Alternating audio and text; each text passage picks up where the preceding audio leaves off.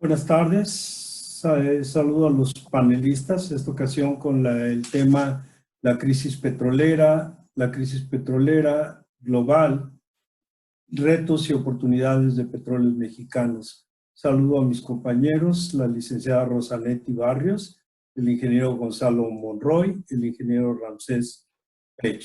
Me presento, José Abelardo Sánchez Araiza, y en esta ocasión me tocará actuar como moderador en este panel. Antes de iniciar, quiero agradecer a nombre mío y de mis compañeros a Oil and Gas Alliance y a Petróleo y Energía la invitación para participar en el presente panel. A nombre de todos los anteriores, agradezco a los patrocinadores, Valero Energy, líder mundial en producción, distribución y comercialización de combustibles y productos petroquímicos, que contribuye a la seguridad energética de México a través de una sólida plataforma de almacenamiento, transportación y abastecimiento de combustible con altos niveles de calidad. DEMAR, empresa 100% mexicana, comprometida con la industria energética y particularmente con el sector petrolero del país, comprometida también con las necesidades de sus clientes, adaptándose a los cambios y capitalizando oportunidades, con lo que ha logrado 77 millones de horas hombre con 0 accidentes. Endres & Hauser, proveedor líder de productos, soluciones y servicios para la automatización de procesos industriales, de medición de caudal, niveles de presión, temperatura, comunicaciones digitales, registro y de medición, registro y análisis para optimizar rentabilidad y asegurar la protección ambiental en industrias tan diversas como química, alimentación, bebidas, farmacéutica, energía, metal, mecánica, oil and gas y tratamiento de aguas residuales. Procedo a la presentación de los ponentes. La licenciada Rosanetti Barrios, licenciada en Finanzas por la Universidad Tecnológica de México, maestría en Finanzas por la Universidad Nacional Autónoma de México, maestría en Regulación Económica de Industrias de Red por la Universidad de Barcelona, consejera independiente por el IPADE. A partir de diciembre de 2018 es analista independiente del sector energético, es consejera fundadora del grupo Voz Experta, Provisibilización de Mujeres en Foros de Energía. Nos acompaña también el ingeniero Gonzalo Monroy, consultor con 17 años de experiencia en el sector energético mexicano,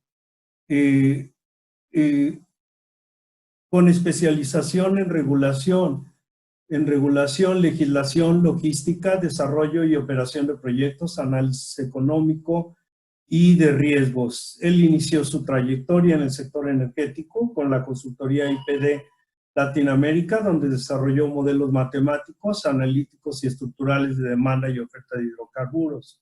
En 2008 se incorporó a la Subsecretaría de Hidrocarburos en CENER como director general adjunto de planeación, desde donde supervisó operaciones de Pemex en Chicontepec. En 2010 empezó a desarrollar proyectos pioneros en energía eólica. En 2012 fundó GEMEC, donde ha asesorado a empresas nacionales e internacionales para participar en el nuevo mercado energético mexicano. El ingeniero Ramsés Pech es ingeniero químico con especialidad en procesos petroquímicos por la Universidad Autónoma del Carmen, con maestría en administración de empresas internacionales por el Tecnológico de Monterrey y maestría de administración en empresas internacionales en la Comunidad Europea por la Universidad Pompeu Fabra de Barcelona, con 25 años de experiencia en la industria de hidrocarburos, en diferentes ramas de upstream, midstream y downstream, en economía y negocios, evaluación de proyectos, análisis de mercado, estrategias de negocios, mercado internacional. Tiene experiencia también en exploración y producción, elaboración de proyectos de refinerías, modulares y convencionales, almacenamiento de combustibles y eléctricos y proyectos eléctricos. Sí, bueno, su servidor me he desempeñado en la parte de exploración y producción. Quisiera, para contextualizar el tema, un poquito el tema, hablamos de la crisis petrolera global, retos y oportunidades de Pemex. Un poquito para contextualizar, hablamos a principios del mes de abril, el petróleo alcanza mínimos históricos de $2, alrededor de $2 en el mercado de futuros. El pasado 12 de abril la OPEP promueve un acuerdo para reducir la producción mundial en 10%, pero el daño ya estaba hecho. Petrobras planea desinvertir actualmente en el campo Manatí, uno de sus principales campos, y otros de sus activos. La Asociación de Petróleo y Gas de Luisiana, LOGA, con más de 450 empresas afiliadas de exploración y producción, reporta 25% de pérdida de su fuerza laboral despedida actualmente. Chevron redujo su número de equipos de perforación en el Permian de 17 a 5 equipos. En general, de marzo a abril, se reportan 206 equipos de perforación menos en Estados Unidos, y a nivel mundial la reducción de equipos se reporta de 1,514 a 1,064 equipos trabajando a nivel mundial, es decir, 450 equipos menos. Esto lo reporta Rickson y Baker, ¿sí? Que son de la Rickson, es una de las páginas más prestigiadas en equipos de exploración y producción, ¿no? En equipos de perforación. Oil and Gas Kingdom, OGUC, reporta que entre los próximos 12 a 18 meses se perderán hasta 30,000 empleos en el sector. La refinación en Estados Unidos ha caído 21% por debajo del promedio de los últimos 5 años, y la demanda de turbocina de gasavión se ha reducido hasta 51% en los últimos meses. Marathon reporta pérdidas de $9.2 billones en el primer cuarto de este año. Parley Energy suspende perforación y fracking. Equinor difiere una vez más por razones de costos y el retorno de la inversión, el desarrollo del campo Martin Link. El barril parece repuntar, actualmente se cotiza entre $22 y $26. No obstante, los economistas estiman que la industria de fracking pudiera reactivarse cuando el petróleo alcance mínimos de $30, pero hay campos cuyos costos de producción supera los $46. Algunos economistas recuperan que el punto de equilibrio anda alrededor de los $51. En Estados Unidos, la producción de energía eléctrica de fuentes renovables supera la generada por carbón por 40 días consecutivos. ¿Qué opina? ¿Cuál es su opinión al respecto? No sé, iniciamos por la licenciada Rosanetti. Muchas gracias. Yo voy a, antes que nada, bueno, agradecer sin duda la invitación para participar en este foro y compartir con mis colegas, a quienes tengo el honor y el gusto de conocer desde hace tiempo. Voy a compartir con ustedes algunas láminas que preparé que me parece que pueden reforzar las ideas que me interesa destacar.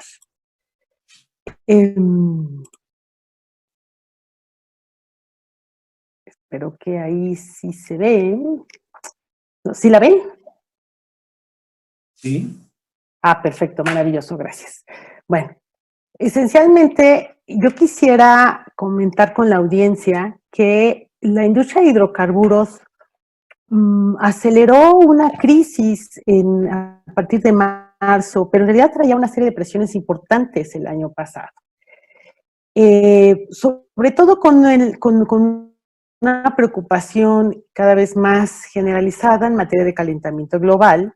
Ya había habido manifestaciones muy estructuradas del sector financiero, que al final es quien sostiene una gran parte de esta industria, sobre qué condiciones se le iba a exigir a la industria para poder seguir financiándola.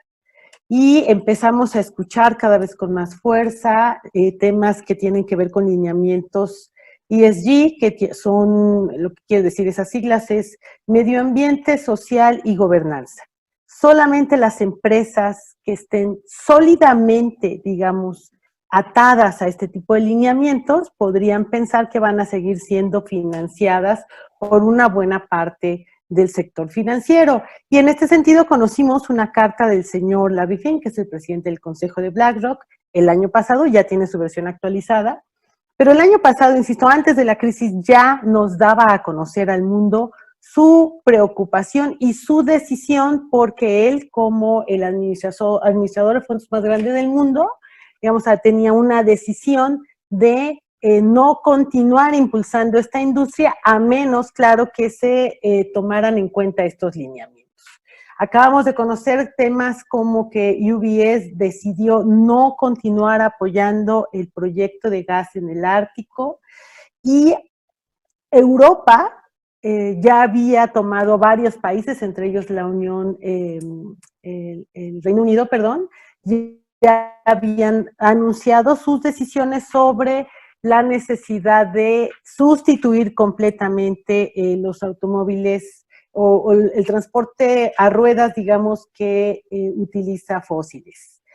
Hay una serie de análisis, digamos, sobre la posibilidad de imponer un impuesto al carbono en general, y conocimos de programas de un par de empresas conocidas como Majors, muy en la línea, digamos, de estos lineamientos ESG, con objetivos específicos de llegar a una neutralización, digamos, de las emisiones que tienen en áreas de oil and gas con otro tipo de energías, o desarrollando proyectos de este tipo de energías. Este era el contexto, insisto, anterior a la reforma. Para diciembre de 2019, si bien nadie esperábamos, me parece a mí, la pandemia, los visionarios siempre han hablado de un virus, pero la verdad es que era imposible saber las condiciones estructurales de la habilidad de precios. Por un lado, teníamos una oferta que superaba prácticamente en 2 millones de barriles a la demanda total. Esto solo como que nos llevó a la crisis de 2014. Entonces, para diciembre del 2019 ya teníamos un sobrante de la oferta de 2 millones de barriles, y la OPEP en su grupo agregado ya venía desde noviembre de 2016 ratificando sus acuerdos de recorte. Y este esfuerzo que se estaba llevando a cabo resultaba insuficiente ante la penetración de productores nuevos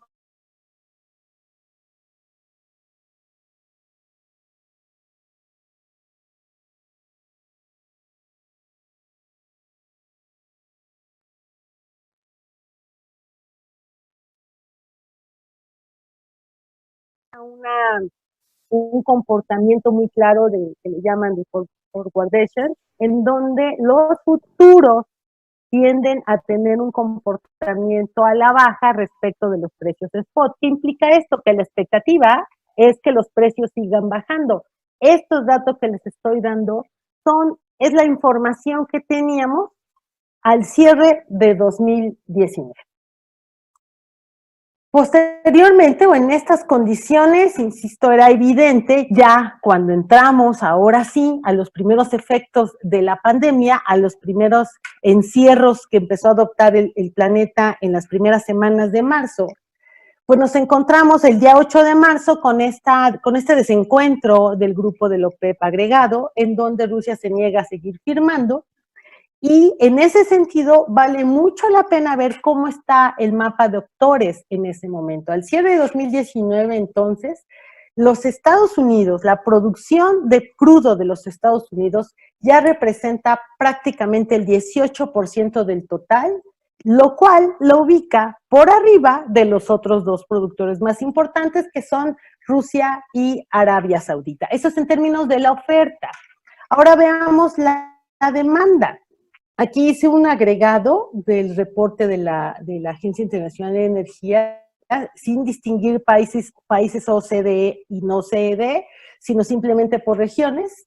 Y lo que vemos entonces es que la región de Asia y Oceanía es la región que representa el driver de la demanda de energía en el mundo, es evidente que ahí está localizada China, sí, pero también otros países con crecimientos económicos importantes como lo es la India, y que el Medio Oriente, lo que era la Unión Soviética, digamos, son países que están con mercados más maduros, sobre todo en Europa, pero en los cuales sí los Estados Unidos empezaban a intervenir de una manera más agresiva. Los Estados Unidos nunca le ha vendido crudo a China, pero sí estaba empezando a entrar en países del suroeste asiático. Bueno, entonces, con esta conformación es muy importante retener la conformación del mercado antes de la crisis de la pandemia. Pues nos lleva la pandemia entonces a una estimación más o menos del 60% de la población global tomando medidas de lockdown, y por lo tanto la agencia hace una estimación que hacia el mes de abril la demanda global de crudo había ya disminuido 30%. 30 millones de barriles nos estaban sobrando, de forma tal que cuando la OPEP finalmente llega, la OPEP agregada llega a su acuerdo de disminución en principio de 9.7 millones de barriles, que después ya entendimos que había 2 millones más, en ese momento ese acuerdo era esperado que fuera insuficiente, y lo que vemos hasta marzo, las cifras hasta abril aún no han sido publicadas, pero lo que vemos es que hasta marzo la producción de la OPEP, sobre todo de Arabia Saudita, pues viene increciendo. Entonces, esta condición agrava aún más la situación de la industria que hoy se ve, y luego viene el drama de los precios. Efectivamente, coincido, es evidente que ante las medidas de lock-up hay una expectativa de desarrollo económico que permite que hoy tengamos los precios futuros del WTI a diciembre de este año, ¿sí? De $31, termino, y casi de $34 en el Brent. Estas son las condiciones internacionales, y ahora sí cedo la palabra al resto de mis colegas. Muchas gracias. Gracias. Ingeniero Ramsés, ¿nos das tu opinión, por favor? Bueno, les agradezco por la invitación, y yo voy a poner una presentación, no sé si la están pudiendo ver. ¿Sí se ve? Tenemos una presentación, sí les pediría. Okay. Sí, se ve bien, se ve bien. Sí. Okay. Miren, voy a tomar los datos que está comentando la licenciada Rosanetti en función de lo que está terminando. Y hay que darle un sentido pragmático de lo de la pandemia. Creo que es una lección única que el ser humano tiene hoy en día, y no la vamos a volver a repetir porque no debe de volver a pasar. Lo que pasó fue lo siguiente. Hoy nos dimos cuenta que cualquier país, nación, empresa o negocio necesita de la población económicamente activa para que ésta tenga un crecimiento y exista un negocio. Hoy nos dimos cuenta que todo el mundo, cuando estamos confinados, no tenemos el acceso y la movilidad del dinero, no hay un flujo a nivel país, la economía se para y los negocios dejan de funcionar. Esa es una lección que muchas veces no nos dimos cuenta en esta época moderna, y hoy en día estamos haciendo lo que aprovechamos la tecnología. Lo que vemos también desde un punto de vista de segunda parte es que, desde mi punto de vista, todavía el mundo depende todavía de los hidrocarburos fósiles, por lo pronto los próximos 10, 15 años. Hasta que en el año 2035, de acuerdo a las proyecciones, se estabilice la demanda del crudo y se incremente lo que es el consumo del gas natural. Esto es importante porque el 33% de la energía a nivel global dependemos de los hidrocarburos. Dicho lo anterior, entonces, vamos a ver qué entendimos del COVID. ¿Qué es lo que pasa? Que al haber menos cantidad de gente circulando, el dinero no está moviéndose, y esto automáticamente contrae los negocios. Segundo, hay una incertidumbre muy alta en la parte financiera. Y lo que nos está dando el COVID-19 son 2 cosas. Si eres una administración pública y tienes tu dinero basado en la inversión pública, ten mucho cuidado, porque no sabes cuánto dinero te va a dar en un tiempo determinado si tu población económicamente activa está dañada o tiene el COVID-19, porque hasta ahorita no sabemos cuánta gente en México tiene el COVID-19 y cuál es la afectación después de haberlo tenido. Eso es lo importante que hay que establecer, la población económicamente activa. Y eso estamos viendo en Estados Unidos, que el día de ayer las declaraciones que dio el presidente Donald Trump es: aceleren que la gente regrese y vamos a averiguar lo más rápido posible la cura del COVID-19. Pero eso no está en función del ser humano, la decisión esta. Después, el COVID-19. ¿Qué es lo que nos afectó en la parte energética? Primero, en la demanda de los energéticos. Ya vimos que los combustibles se contrajeron entre el 40 y el 50%, y en México estamos entre el 55 y el 70% las proyecciones. Todavía estamos en la fase 3. ¿Qué se identificó? Que países como México, y lo vuelvo a recalcar, dependemos mucho de la geopolítica en cuanto también el almacenamiento. En México no tenemos dónde almacenar, llámese combustibles o llámese crudo. No tenemos reservas estratégicas de la nación. Posiblemente Pemex tenga reservas estratégicas para ciertos proyectos, pero la nación no, como en el caso de Estados Unidos, China y Japón y algunos países que tienen sus reservas estratégicas, de acuerdo a los datos que tiene la OPEP. Lo otro, importantísimo, el dinero no conoce ideologías. No importa que seas neoliberal, capitalista, comunista, socialista, eso no, el dinero no conoce ideologías. Lo que está buscando es que lo utilices para el crecimiento y que la población tenga un poder adquisitivo de acuerdo a las necesidades que está teniendo el crecimiento de tu país. ¿Ok? Lo siguiente. ¿Qué pasó con el acuerdo de la OPEP y de la OCDE? Hay dos rubros que están importantes. El producto, que en este caso es la producción, quien lo consume, y en la parte del medio, donde está la parte del balance, ahí hubo la zona típica. En el balance, ¿por qué? Porque, como bien decía la licenciada Rosanetti, no había almacenamiento. Y esto es muy importante porque datos de acuerdo al año 2016 en el mundo, de acuerdo a lo que hay, es el almacenamiento, hay 4.600 millones de barriles disponibles, de acuerdo al máximo del año 2016. Hoy en día, de acuerdo a datos de la OPEP, habían 4.480. Nos quedaban solo 120 millones de barriles disponibles para poder almacenar el crudo.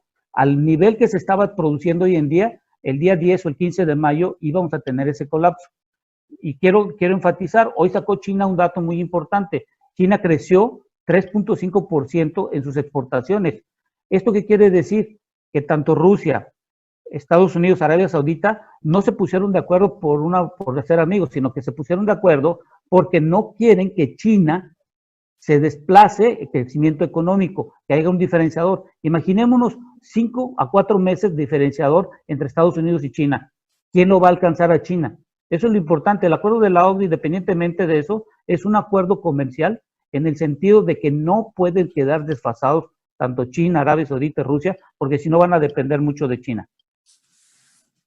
Lo otro, el acuerdo de la OPEC de la OCDE, dijo Donald Trump que se necesitaban 20 millones de barriles de recorte. Yo pienso que está en lo correcto, pero va a depender mucho de cómo se hace el balance en estos días, que a partir del 1 de mayo vimos los recortes. Hay que ver cómo se va a hacer ese balance entre las reservas estratégicas, entre lo que se tiene de almacenamiento comercial, y bueno, hoy en día que se están utilizando las flotas de barcos. ¿Cuál fue el problema del día 20 de abril? A ver, el Brent, el de Oman, el de Dubái y el de Urales no fueron afectados porque no fue un problema a nivel mundial, fue un problema local de Estados Unidos que tuvieron el inconveniente del Cushing en Oklahoma. Ese fue el principal problema del WTI que cayó, y aparte se tenían los contratos que se vencían el día 21 para iniciar los del 22 para los futuros de junio.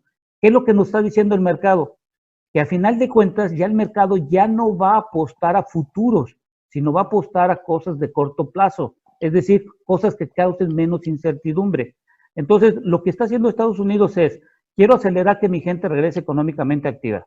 Quiero que la gente, la actividad de la perforación, sí, la actividad de la perforación continúe, y confirmando lo que están diciendo, WTI debe estar en $30 para que sea rentable.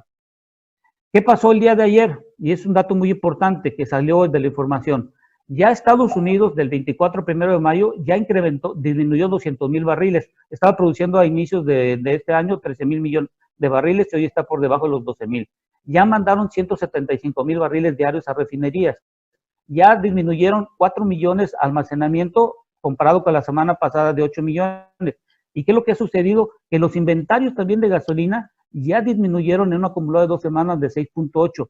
Esto indica que se está reactivando la economía de Estados Unidos. Nosotros tenemos un desfase de 45 días. Cuidado con esto. Estamos desfasados 45 días y no está circulando el dinero. Si deja de circular el dinero, quiero ver cuánto tiempo vamos a tener para sostener esta economía. Termino y cedo la palabra a Gonzalo. Sí, gracias, ingeniero Pech. Ingeniero Gonzalo, ¿nos quisieras dar tu opinión, si eres tan amable?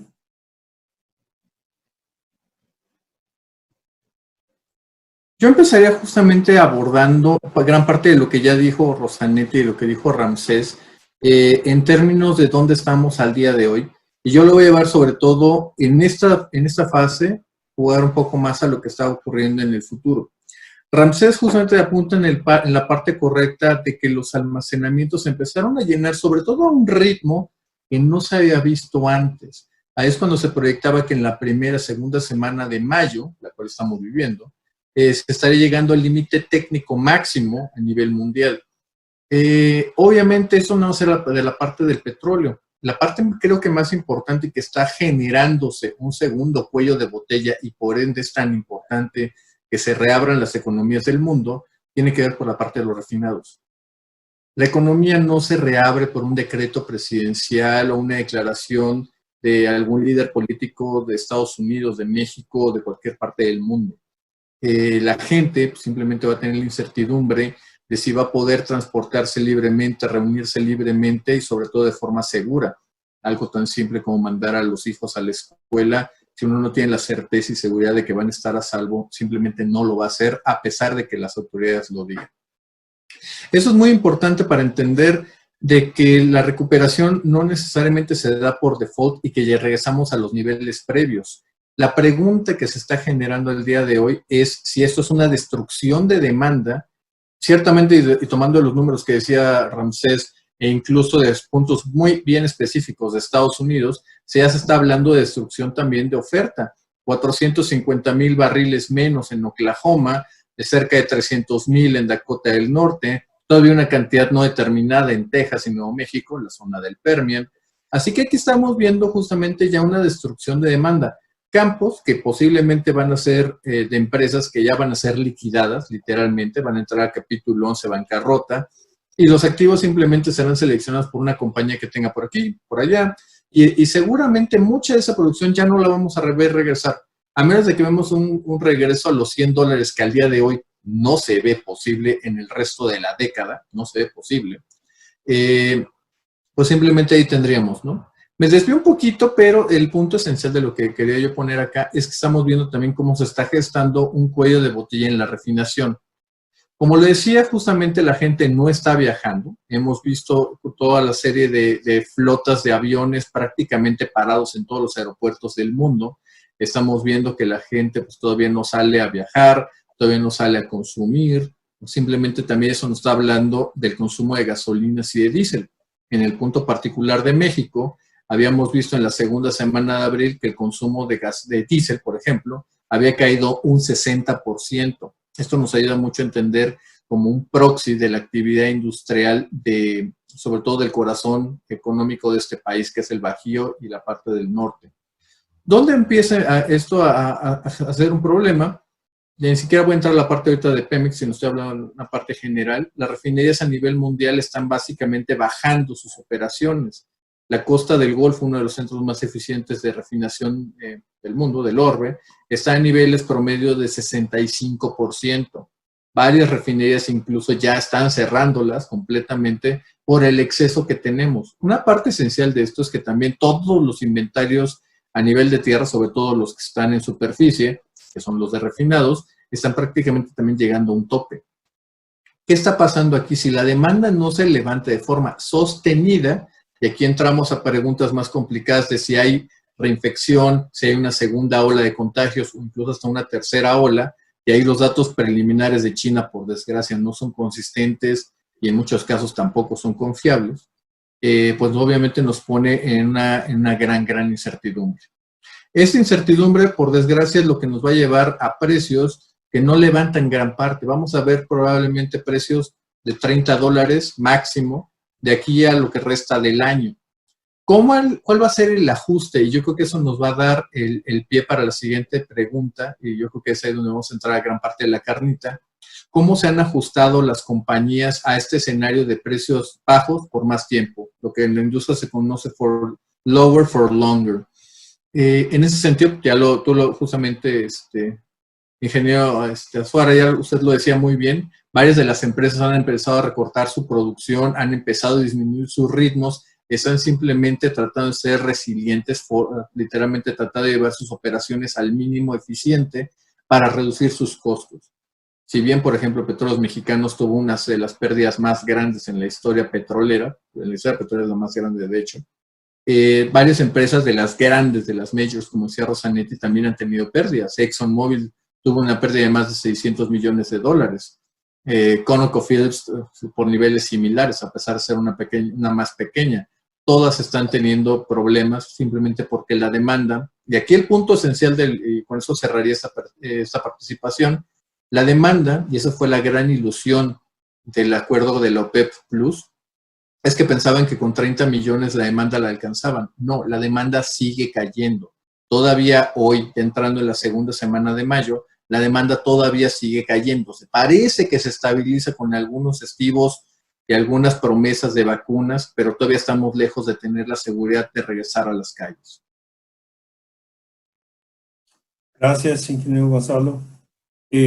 Bueno, tenemos de aquí justamente tomando lo que marca el ingeniero Gonzalo, da pie para esa segunda pregunta o esa segunda intervención, que es esa parte de la plática o del panel, ¿sí?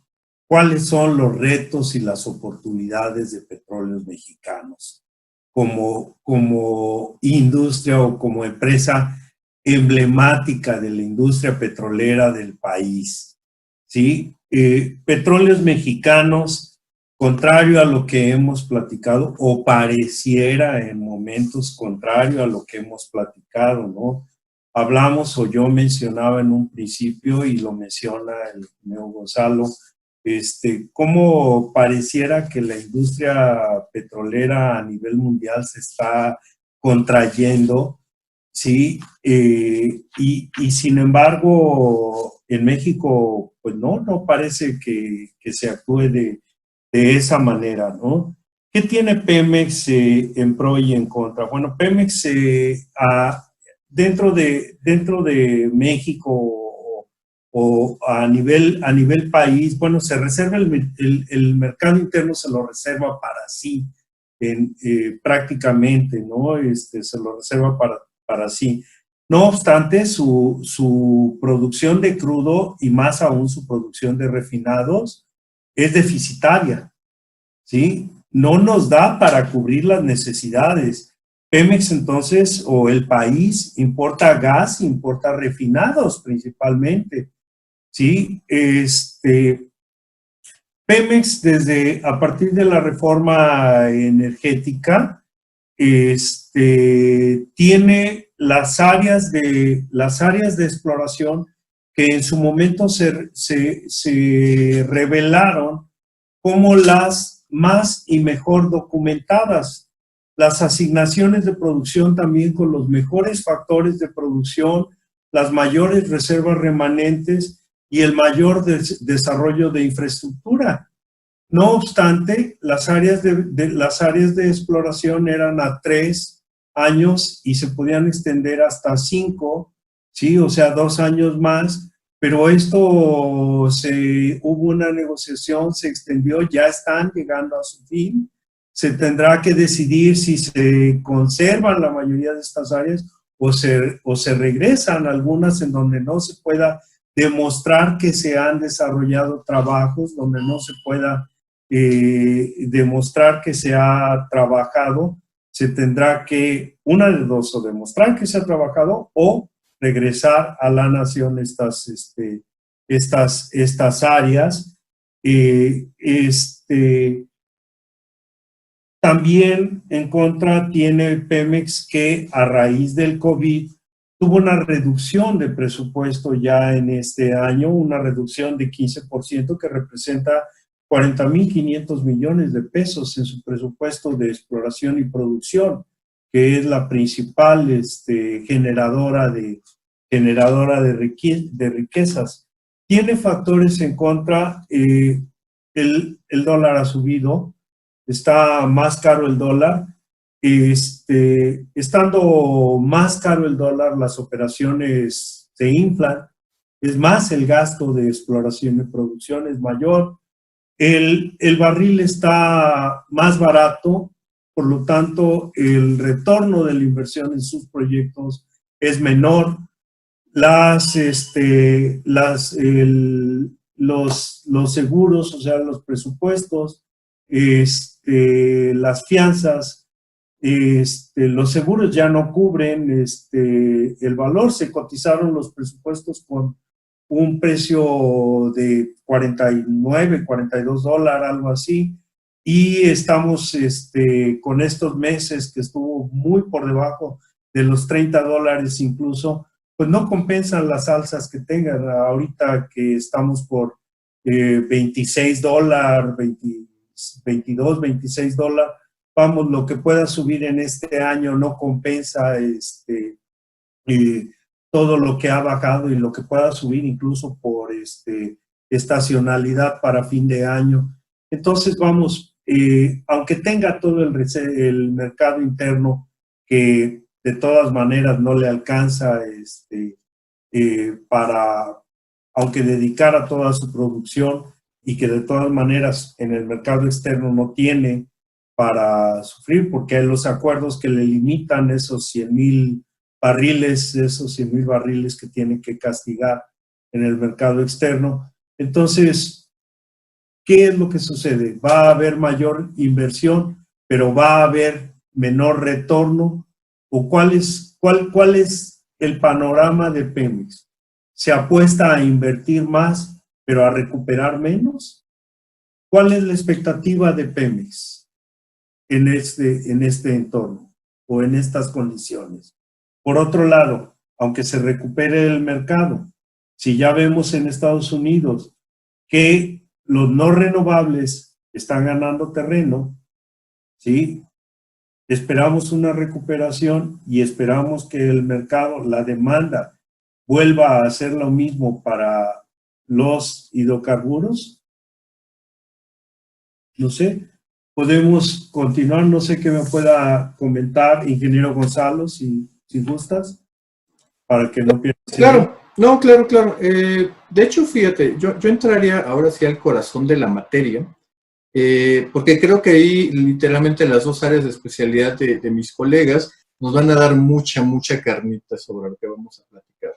Una, y retomando de nuevo, una parte creo que ya la había dicho muy bien Ramsés, y es una idea que se ha planteado desde hace varias administraciones, es que el almacenamiento es crítico. Originalmente habíamos hablado de almacenamiento nada más para la parte de los combustibles, lo que nos llevó a la política mínima de almacenamiento, que se ha visto justamente mermada en esta administración. Obviamente un país no se trata de que la soberanía energética sea el autoconsumo, eso no tiene ningún sentido en un mundo globalizado como el que tenemos.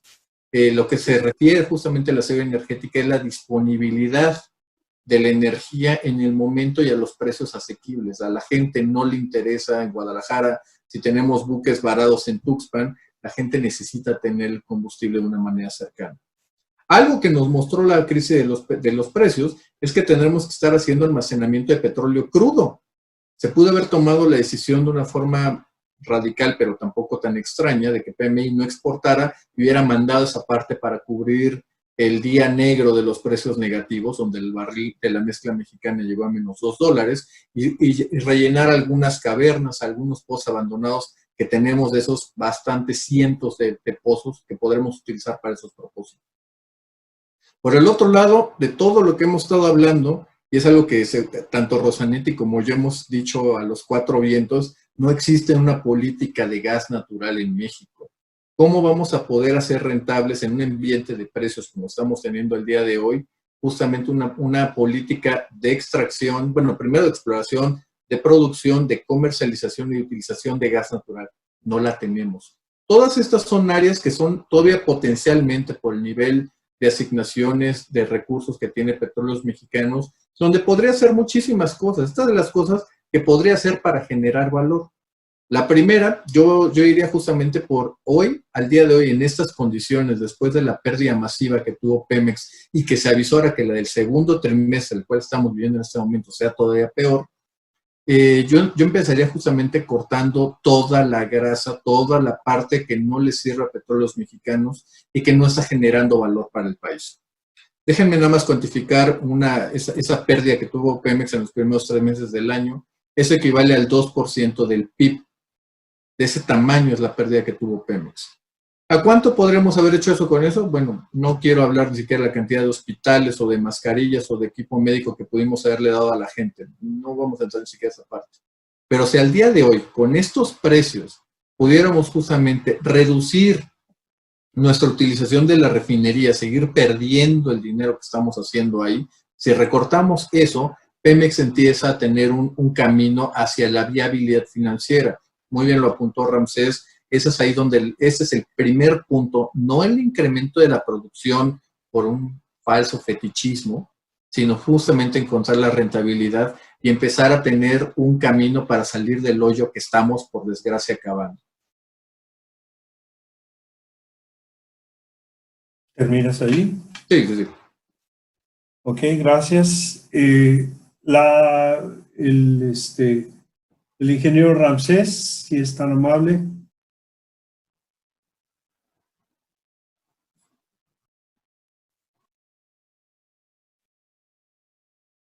Y comparto. Hice unos slides para ver lo de Pemex. A ver, como bien dice Gonzalo y la licenciada Rosanetti, ¿en qué nos afectó esto del COVID-19 en nuestro país? No lo voy a decir todo el numeral, lo que está ahí en la parte negra, pero lo que más nos atacó es que no tenemos una planeación de largo plazo en este país. Solo lo hacemos sexenal y las administraciones actuales, la de hoy y las del futuro, van a basar sus planes a su administración y no lo que necesita la nación. Eso que hay que empezarlo a cambiar ya desde nuestro punto de vista de todos nosotros, y me incluyo yo también cuando teníamos esa oportunidad. Bueno, en ese sentido se ha hablado mucho de los seguros de cobertura, y la realidad es que viendo los datos que salió con el presidente, con el último reporte que entregó Pemex y todo lo demás, lo que está en morado es lo que no cubre. La realidad es esa. Lo naranja es lo que está entrando en el país por la venta. No estoy hablando de Pemex, sino la venta del crudo, porque el crudo es de México, es de la nación, no es solo Pemex, también están las compañías privadas. Y lo verde es lo único que tenemos a favor. Entonces, dejemos de estar pensando de que cuál es el negocio, que si es Pemex el que tiene que llevarlo todo, o dejarle el riesgo a las empresas privadas que asuman en la parte financiera. Bueno, seguido de esto, yo quiero aclarar un punto importante para todos los que nos están escuchando, y creo que hay que sentirlo, que Pemex no está sabiendo explicar cómo se debe analizar a Pemex. Pemex hay que verlo desde 2 puntos de vista.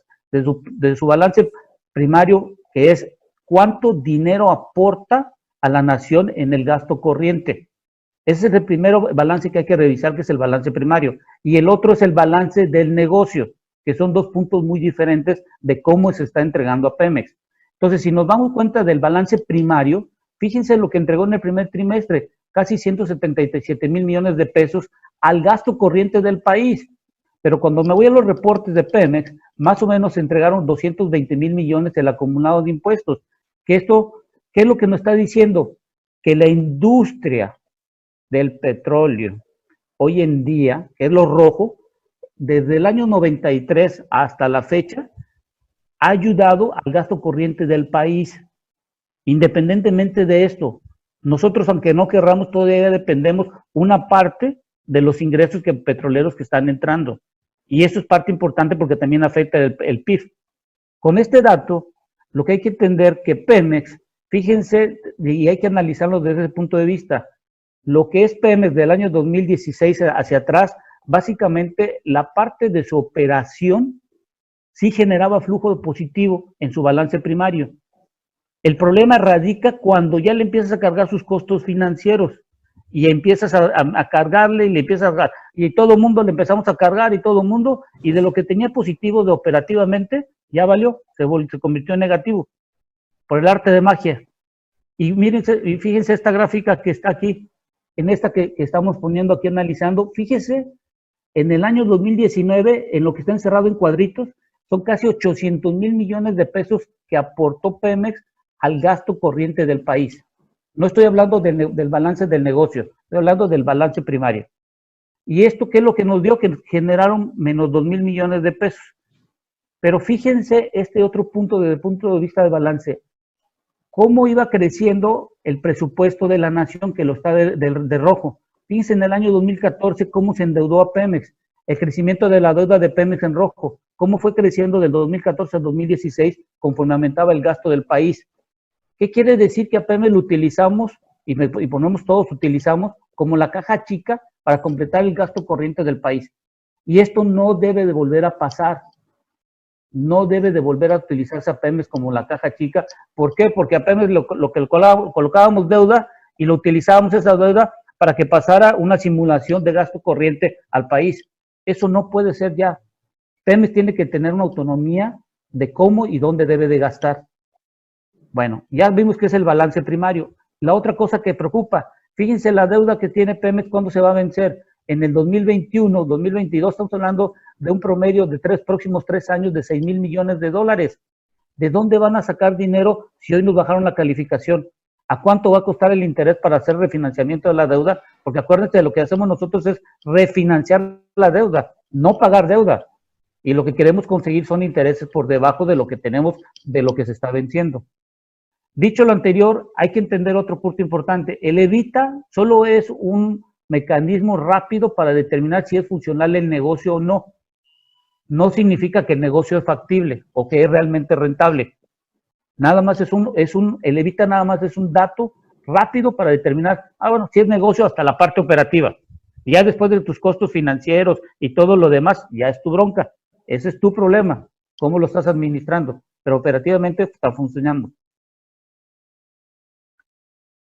De hecho, Ramsés, si me permites, hay una pequeña acotación.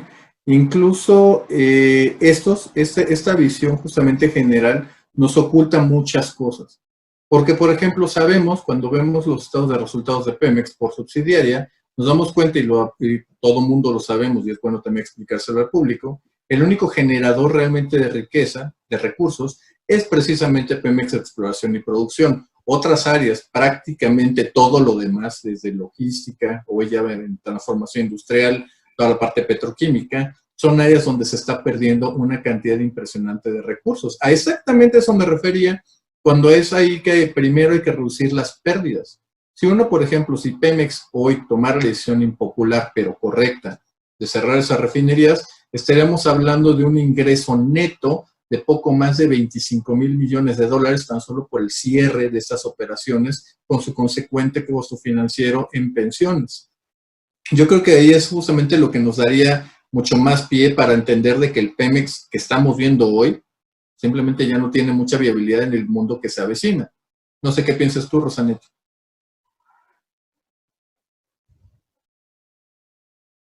Bueno, de hecho, la siguiente intervención toca a la licenciada Rosanetti. Gracias, sí. Yo Bueno, coincido al 100%. Muchas gracias. Nada más compartirles un par de... es que hay alguien más pero me dejan terminar. no has terminado. No. No. Okay. No me dejan terminar. Es que me está lo que quería. Okay. Nada más para terminar. Lo que pasa es que lo que quiero dejar bien claro es, una cosa es el balance primario, que es lo que estamos determinando, y lo que hay que entender es los costos de producción. Aquí están los costos de producción de los diferentes campos. De acuerdo al formato 20...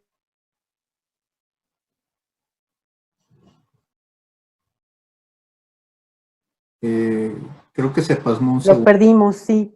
Sí, creo que se pasmó. Bueno, ahí está. Ya te escuchamos. Ya. Ok. Entonces, estos son los costos de producción de acuerdo al formato 20F de años anteriores y con la información que se tiene. Entonces, lo que estamos viendo que hay que diferenciar qué es el costo de producción, porque todavía faltan costos financieros y todo lo demás. Esto es lo que hay que determinar. Pero lo que hay que entender que el 80% total de la producción cuesta alrededor, el promedio, $14. Entonces, hay que determinar eso también. Segundo, ya entrando al balance de Pemex, entrando al balance de Pemex, fíjense en el punto 6, que fue la presentación de Pemex, hasta la utilidad operativa es positivo. Si yo no voy a meter el punto 7 y el 8, no lo metamos ahorita, pero fíjense en el punto 9 de los impuestos. Automáticamente hay que recordar que Pemex tiene que hacer las reservas de esos impuestos por lo que están produciendo.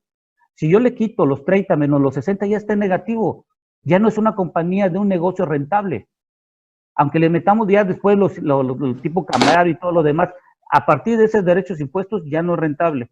Entonces, ¿qué es lo que yo quiero comentar para darle tiempo a la continuidad? Es este balance que tenemos nosotros es disminución de gasolina. El combustorio no sabemos dónde lo vamos a meter porque se está incrementando hoy en día. Y lo que yo quiero proponer para cerrar ya mi intervención son dos cosas. O número uno, o a Pemex le hacen como en el 2015 con el contrato colectivo, en donde el pasivo lo absorbió la nación y la deuda lo absorba la nación, porque no fue culpa de Pemex endeudarse, sino que se utilizó como caja chica. Esa es la primera propuesta. O número dos, se le quite a Pemex que esté reservando cada mes el dinero de derechos impuestos y que primero pague todo lo que debe en deudas a proveedores y todo lo demás, y lo que sobre, ahora sí, paguen derechos impuestos para la nación. Esas dos propuestas es lo único que estoy pidiendo porque operativamente sí es rentable. El problema es que administrativamente no ha sido correcto porque lo hemos utilizado como caja chica. Entonces, termino con mi presentación. Gracias, ingeniero Pech. Licenciado Rosanetti. Sí, con mucho gusto. Yo quisiera, el tema de los costos siempre es controvertido. Conozco muy bien los reportes a la SEC. Es una tendencia creciente porque los campos más productivos están en declinación, entonces viene creciente. Pero ¿cuál es el costo? De acuerdo, a mí, que mi formación es financiera, a mí me gusta agarrarles las cifras tal y como fueron reportadas, y lo que tenemos en el reporte del estado de resultados de PEP al 1 de marzo, es que el costo de producción, al que le quitamos la depreciación porque no implica flujo de efectivo, y le quitamos en esta ocasión tuvimos reversa de activos, le quitamos ese dato y el costo, tomando ese dato entre toda la producción de los 90 días, da $22. Si le agrego los gastos de operación y el costo financiero, ese costo se va a $33, más $15 que se pagaron de impuestos, son casi $49 de costo de producción por cada barril. Los $15 representa la mitad de lo que pagó el año pasado. Yo tengo una visión completamente diferente respecto a lo que debería hacer Pemex en materia de impuestos, porque le debe a la nación, pero eso da para un panel completo. Nada más reforzar un tema más, que insisto, mi formación pues me jala hacia los números siempre. De acuerdo al flujo de efectivo reportado por Pemex, este es consolidado, no hay flujos de efectivos por subsidiaria. El flujo neto de actividad de operación es negativo en 36,000, estos son millones de pesos. Si además a eso se le suma la inversión que se tuvo que hacer en CAPEX, pues resulta que la empresa operó con números negativos en 55,000 millones de pesos. Y lo que deja ver, a mí me encanta el flujo de efectivo, por eso, es que toda la operación de Pemex completa se financió con deuda. Se pagó, sí, se refinanció, se pudo hacer, afortunadamente todavía no se perdía la calificación, pero se recibieron préstamos por 383,000 millones de pesos, eso es lo que reporta Pemex, se pagó deuda por 325,000 millones, el gobierno puso 16,000 millones de pesos para financiar a este enorme hoyo negro, y por lo tanto, insisto, lo que queda claro ahí es que Pemex solo puede operar está operando exclusivamente con deuda. En la foto general del balance, pues es evidente que el pasivo supera varias veces al activo, que le pertenece la empresa a sus acreedores. El 54% de todo ese pasivo es deuda financiera. El reporte de este primer trimestre indica que hay 9% de esa deuda vence este año. 10,000 millones de dólares vencen este año. Hay que recordar que Pemex perdió apenas en abril el grado de inversión, coincido con la lógica de Ramsés, y que esta deuda laboral gigantesca ya representa el 30% de todo el pasivo. Entonces, con estos retos tan gigantescos, ¿qué es lo que podríamos esperar? Desde mi punto de vista, el planeta sí tiene una enorme oportunidad de depender menos y de buscar depender menos del petróleo.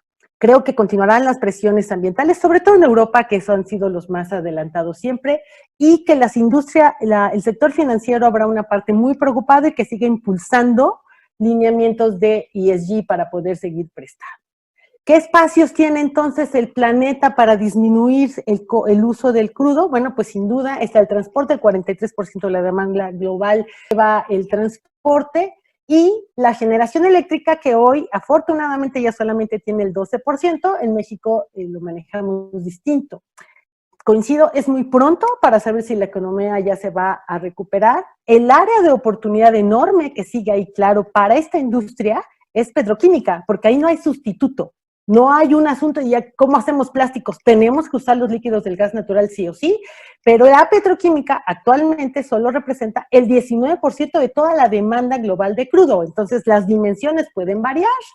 Considero que solamente los productores más robustos, con balance más robusto y más eficientes van a sobrevivir, que el mapa de actores que hoy tenemos va a ser muy diferente, y que en este sentido hay mucha producción de shale, sí, que solamente es rentable entre 40 y 45 dólares, y que todo parece indicar, los futuros dicen que no llegamos a 40 aún a diciembre de 2021. Por lo tanto, creo que vamos a ver desaparecer a varios actores, y muy probablemente veamos reforzarse actores que hoy conocemos. Hay que recordar que las instituciones antitrust, cada vez que ha habido una crisis económica en el mundo, aligeran su regulación a efectos de que las empresas sobrevivan. Terminamos con concentraciones, sí, pero ha sido una forma en que el mundo ha salido, y que el reparto del mercado va a ser distinto, ¿no? Ahí probablemente Asia y Medio Oriente se quede con Rusia y con Arabia, y bueno, sin duda que Europa va a seguir siendo un área de competencia para todo el mundo, en donde América seguirá siendo para los americanos, parece indicar, bajo la lógica que conocemos. Entonces, que este es el reto que tiene Pemex en este nuevo mundo, con unas exigencias que se ve muy difícil pueda cumplir, sobre todo bajo la lógica de tú dedícate a producir y que no importe los resultados financieros.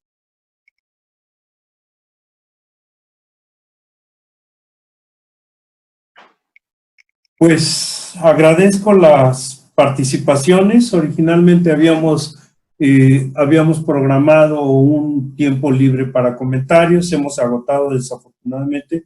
Bueno, no desafortunadamente, creo que ha sido bastante nutrida, bastante ilustrativas estas participaciones, pero creo que podríamos cerrar, si no me equivoco, dispondríamos quizá un minuto cada uno para alguna conclusión, si tienen algún comentario de cierre cada uno. No sé, podríamos concluir. Rosanetti, si tienes algún comentario final. Sí, con gusto, muchas gracias. Pues únicamente decir que la conversación internacional en materia del oil and gas es, digamos, está relacionada con temas de aceleración o no de la transición y cómo se va a hacer. Y me parece que México ha tomado la decisión de eximirse de esa discusión, lo cual tendría un impacto muy importante en nuestro futuro. Mi conclusión sería que es indispensable que México se inserte en la conversación global en materia del futuro del oil and gas y la transición. Ok, Ramsés.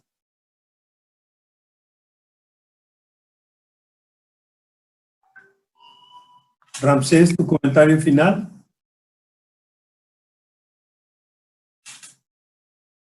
Ramsés, ¿me escuchas? Traes el mute, Ramsés. El micrófono.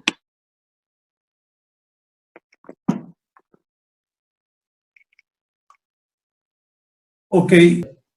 Adelante. Nomás quería concluir lo siguiente: la pandemia nos está dando como resultado de que debemos de tener el dinero suficiente para la parte de salud y sobre todo una transición energética a largo plazo, y dejar de hacer en México planos externales. ¿Por qué? Porque si nos damos cuenta de lo que está ahorita en la pantalla, en el año 2019 todas las filiales de Pemex subejercieron el presupuesto, principalmente Pemex Exploración, y me da un detalle, transformación industrial no gastó 44,000 millones de pesos. ¿En dónde se fue ese dinero si la refinería todavía no está concluida? Entonces, y en conclusión también hay que destinar, Cuenca de Burgos no se debe de dejar de perforar, de extraer esa cantidad de gas natural y condensados que se tiene. Si no vamos a utilizar a Pemex para extraer esa cantidad de hidrocarburos, o veamos cómo podemos tener ante el futuro de la utilización del gas natural para generar electricidad. Y concluyo simplemente, y les doy las gracias a todo el mundo por la oportunidad que nos dieron de poder presentar esta información. Ingeniero Gonzalo, si eres tan amable, un comentario de cierre. Claro que sí. Pues yo cerraría con una reflexión, justamente en términos de que tenemos que replantear muy bien qué es lo que queremos de Petróleos Mexicanos. Creo que esa va a ser la pregunta que más nos debemos hacer. 2019, 2020 están siendo años que están mostrando, yo creo que están exponiendo todas las carencias de un modelo extractivista que no está funcionando. No se trata de que todo lo tengamos que producir, sino que simplemente lo podamos hacer de la mejor forma posible, lo que sea que hagamos. Yo creo, hago votos justamente para que podamos replantear incluso la relación de Pemex con el Estado. Pemex no está más allá de una salvación y que este ya es un barco perdido que hay que abandonar. Pemex puede renacer, pero de una forma muy diferente a la que conocemos al día de hoy. Un Pemex que produce 1.7 millones de barriles de petróleo, pero que pierde 35,000 millones de dólares, no es un buen negocio. Un Pemex que produce apenas los combustibles que tenemos en el país y nos da unas pérdidas también gigantescas, no es tampoco un buen negocio ni es un buen valor para los recursos de los mexicanos. Sea el que se endeude el Estado mexicano o Pemex, simplemente siguen siendo los mexicanos quienes nos quedamos con la cuenta. Yo lo dejaría con una simple pregunta para todo el público. ¿Qué nos conviene más? ¿Un Pemex de 1.7 millones que tiene pérdidas o un Pemex de 1 millón de barriles que genera ganancias y que se puede financiar por sí mismo? Creo que en esta pregunta es donde se esconde mucho de dónde puede ser el futuro factible de Pemex. Muchísimas gracias por todo. Pues yo les agradezco a todos ustedes su participación, agradezco a Oil and Gas y agradezco a los patrocinadores, a Valero, agradezco a Dema y a Ende Sennhauser. Sí, antes de despedirme yo quisiera rescatar parte de lo que ustedes han dicho. Sí, tenemos un PEP, un Pemex Exploración y Producción, que es el que genera riqueza realmente. Tenemos oportunidades en petroquímica, que es donde está el futuro, y México tiene grandes oportunidades en renovables. ¿Sí? Entonces, tenemos oportunidades para el futuro, pero tenemos que cambiar la visión de Pemex a cómo está operando ahorita quizá. ¿Sí? Hay futuro para México, hay futuro para Pemex, pero es necesario quizá cambiar un poquito el modelo de negocio. Agradezco la atención, agradezco la participación de ustedes, de todos ustedes, y pues con esto nos despedimos. Buenas tardes, muchas gracias. Hasta luego. Hasta luego.